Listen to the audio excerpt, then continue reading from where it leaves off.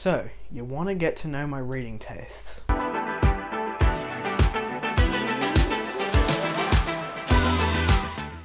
Hello everyone, welcome back to A Fictional Escapist. My name is Chris, and today's video is the Get to Know the Fantasy Reader tag. I was tagged in this one by Theo over at Rekindled Reader. I'll link his video and his channel down below as always, so you can go and check him out. This tag is all about getting to know my reading tastes a little bit and where they may have spurred from. So, there are 7 questions, I believe. Let's have a look. Nope. There are 10 questions. I'm ill prepared, but let's jump into it anyway. Question number 1 is, what is your fantasy origin story? Basically, what kind of books got you into the genre? So we're jumping right in to story time, huh? Very good. Like a lot of kids who liked to read, I was fairly introverted, to the point that my dad was worried about my social development and enrolled me in a drama class when I was 11 just to try and get me out of my shell a little bit.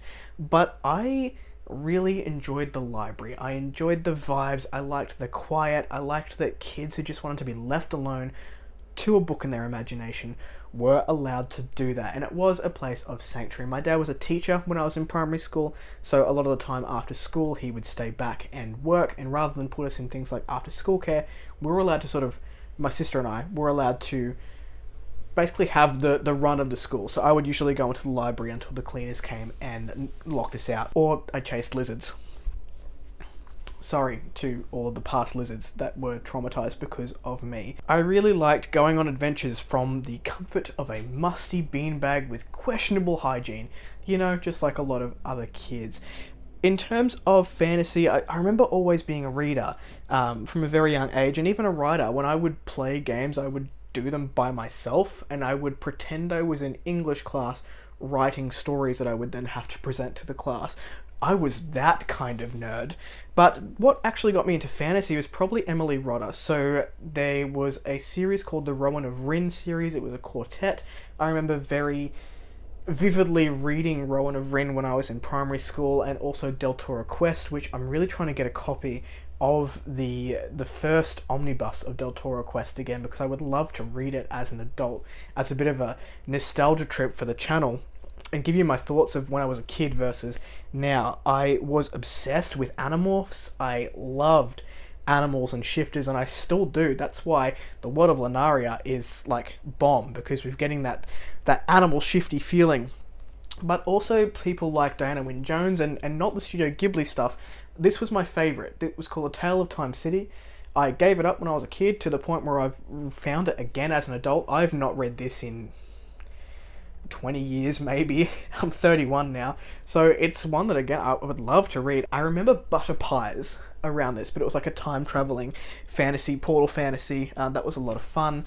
I read this series here by Kerry O'Connor. This is another one that I paid an exorbitant amount of money to find again. This was one of the books, the first one here, Tiger's Eye, or Through the Tiger's Eye, that I could remember the cover, and I could remember nothing about the story, except there is a rug involved, and these 2 kids in, ironically, Australia, move into a new house, and there's a rug, and eventually the rug starts lighting up with different animals, and the kids get the powers of the animals. And I didn't realise it was a whole series, so I found this one again, and I spent so much money to get it here, only to find out it's set in Australia. The irony, right? Then I found out it was a trilogy, and I continued on with The Angel's Elephant, and also By the Monkey's Tail. This is a very sweet story if you do have kids out there. It also has some very heavy themes about friendship and war, kids in war zones, and these 2 children try and save them from the war zones, and just how innocent and loyal kids can be. It's really lovely. So it may be one for parents out there to eventually read to their kids if you want to get them into fantasy, because the children are the heart of that story, and it's magical. It is a very magical book. And then when I got a little bit older, I read things like The Hobbit. I remember loving The Hobbit when I was about 15. I never went on to Lord of the Rings, but I do remember loving The Hobbit, and I read Lord of the Rings for the first time last year and had a great time with it. But there's something very whimsical about this tale to introduce you to that world, and it was lovely. And then towards the end of high school, I started reading Stephen King, and I got into things like The Dark Tower, so it just sort of progressed from there. Question 2. If you could be a hero in a story, who would be the author and what trope would you insist on? I don't know that I would trust many authors with my hero story. It would have to be very delicately done because I'm not a hero. But I would trust L.L. McRae to write me as some sort of sassy hero who doesn't really want to be a hero but has to be. The trope that I would insist upon would likely be the mentor trope. I would want to be the mentor helping out a protagonist who is meant to be the hero but then somehow has to jump in and save the day because kid can't do anything and they've got to learn. They're about to die, so I better jump in and help them. I would also like to be the sort of mentor who's very bookish but actually knows how to kick ass, like Sazed in Mistborn. That's my answer. That's what I've got for you. Essentially, don't make me a hero because I just like books and reading about it, not doing it. But I can if I have to. Question 3. What's a fantasy book you've read this year that you want other people to read? I will not shut up about this series. Read this book. Marauder by L.L. McRae. This whole world, the world of Lunaria, is awesome.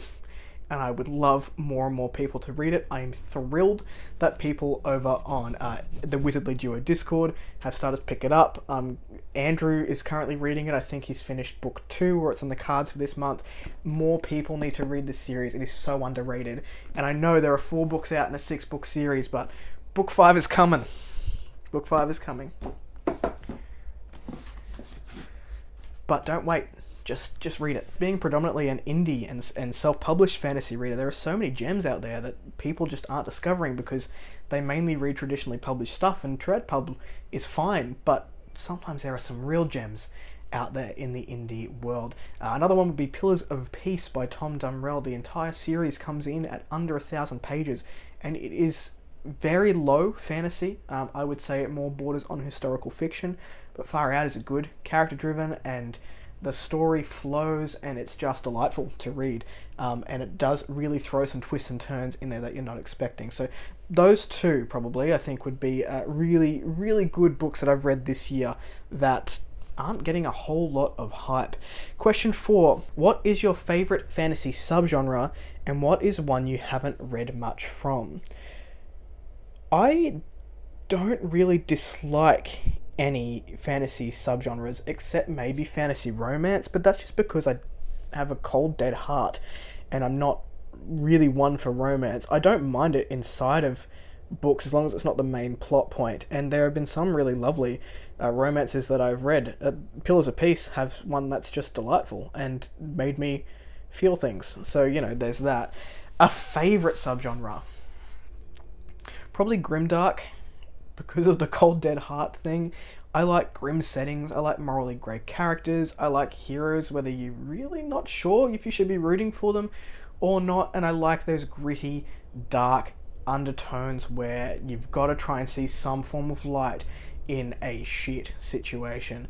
I really do like grimdark. I don't get shocked by a whole lot, but I think they have some of the most uplifting stories, ironically, because our characters really have to fight through some terrible situations.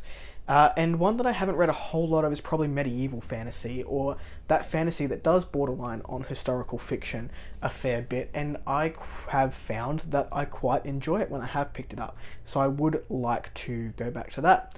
Also, Sword and Sorcery is probably one that I don't pick up a whole hell of a lot because it is very low fantasy, and it's another one that I wouldn't mind getting more into. Number 5. Who is one of your auto-buy fantasy authors? Just one?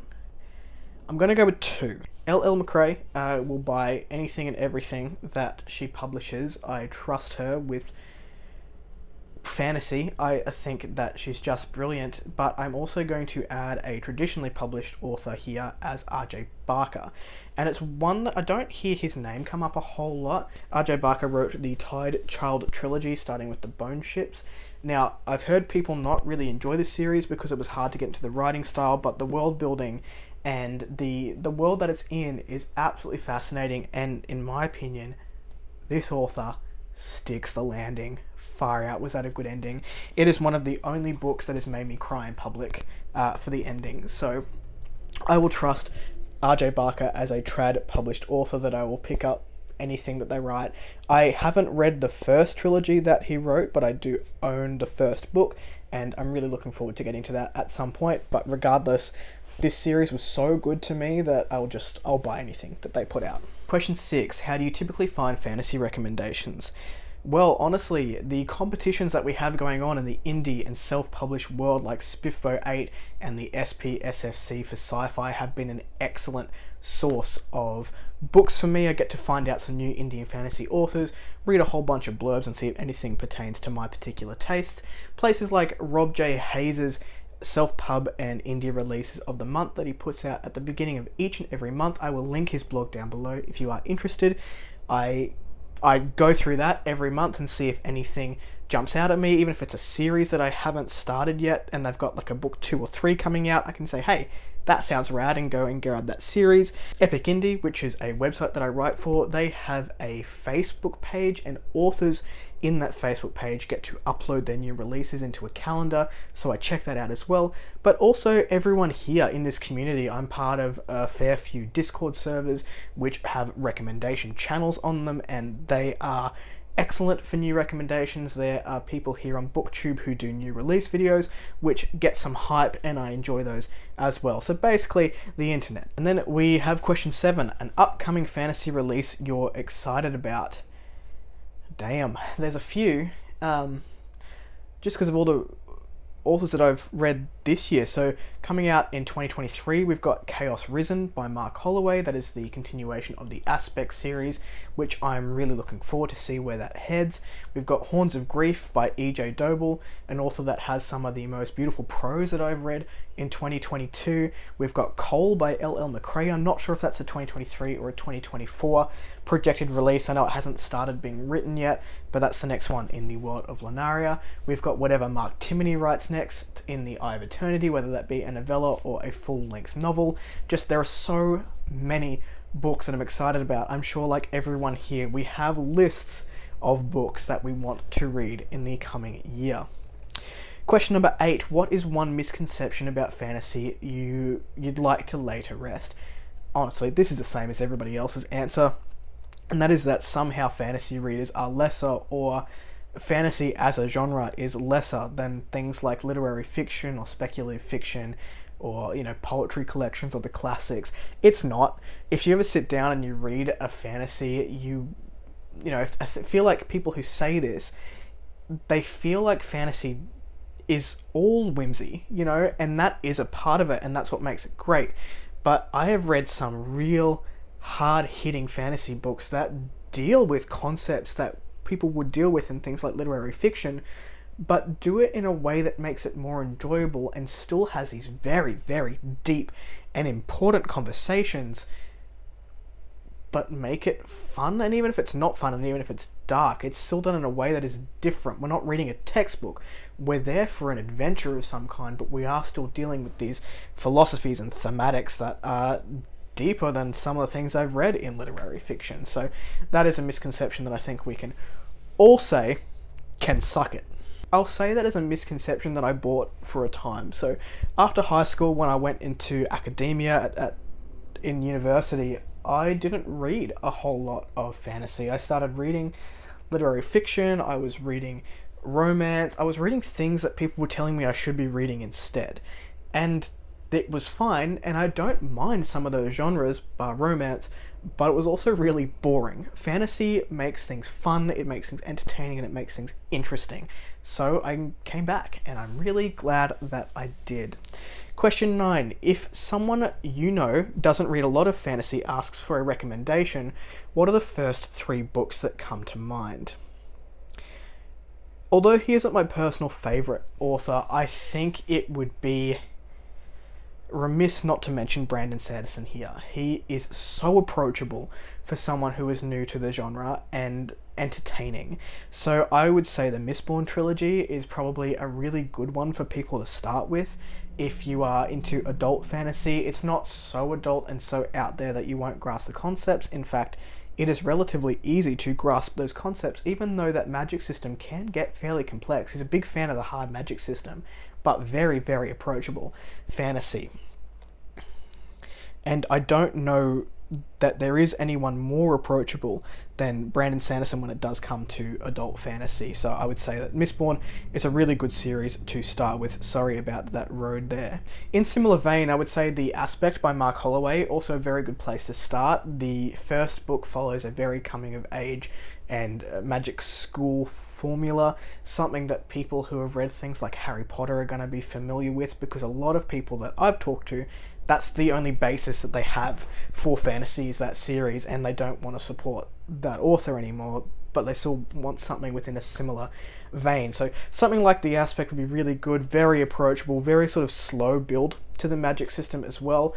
So that's there for, I guess, some gradual learning into getting into the genre, and that would also be a good place to start. The last one I'm going to mention here is one that I haven't heard many people talk about, and this is the Saga of the Noble Dead by Barb and JC Hendee. It starts with Dampier, and I believe there's 15 books in the series, and it goes on to Thief of Lies, and I don't know which is the third book.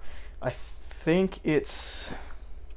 don't know which is the third book, but we've got Traitor to the Blood and also Sister of the Dead. I have a sneaking suspicion Sister of the Dead is book 3, and Traitor to the Blood is book 4. So these books feel like urban fantasy, but they're not. They're still high fantasy. They're only 300 odd pages each. We're following 2 main characters throughout the entire series. Well, I've only read the first couple of books, but in those first couple of books we're just following 2 main characters. This is not a whole cast that you need to keep on top of. You know, there are other people that come in and out, but for the most part we're just following these 2. And I think it's a really good series to, if you want something to sink your teeth into, but you don't really have to commit if you don't want to, this is a good series to start with. Alright, question 10. Who is the most recent fantasy reading content creator that you'd like to shout out? There are so many that I pull inspiration from, so many great channels out there, but the ones that I watch the most consistently would be Theo from Rekindled Reader, the one who tagged me in this video, Andrew from Andrew's Wizardly Reads, Dom from Dominish Books, Roger from Rogers Reads, also Holly from Holly Hearts Books, Joanna, I can't remember what her channel's name is, but I'm sure you know her. I'll put it down below. I think it's just her name, I'm unsure. Books with Brittany, who did go off fantasy for a little while and sort of starting to come back, but does read a lot more literary fiction these days. And Elliot from Elliot Brooks. There are so many channels, but all those that I mentioned I will pop down below. I'm not going to tag anyone in this video because I am so late to getting to it. If you want to do this video, please do give it a go. I'll put the questions down below in the timestamps if you are interested. If you like the content, give it one of those. If you want to see more of it, click subscribe at your will, and I'll catch you in the next video. Ciao.